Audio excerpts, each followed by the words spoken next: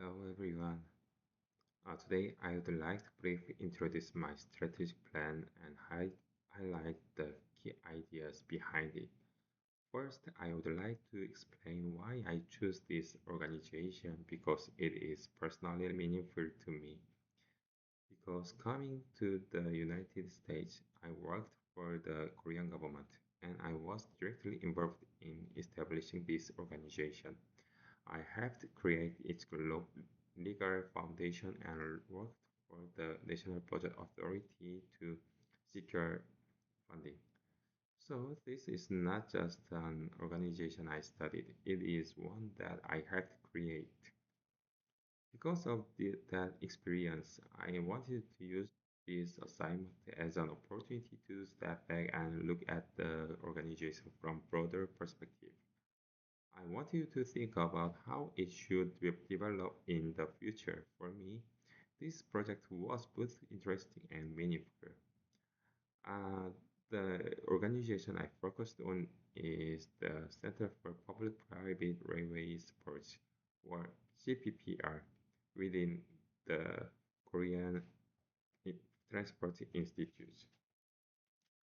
The Center supports public-private partnership railway projects or PPP railway projects, where government and private investors work together to build railway infrastructure.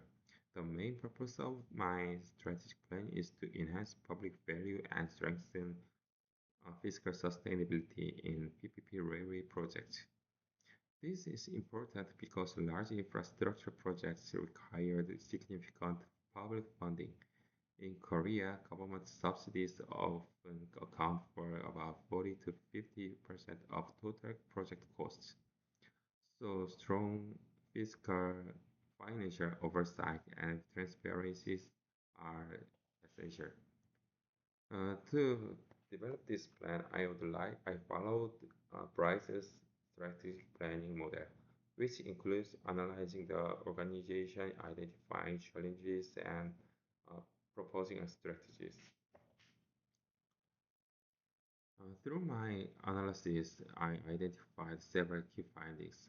One major strength is the organization's access to long-term financial and operational data from PPP railway projects.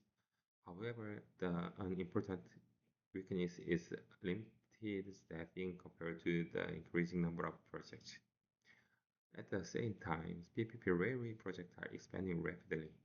For example, the number of metropolitan PPP railway projects increased from 10 to 26 projects, showing growing demands for professional oversight.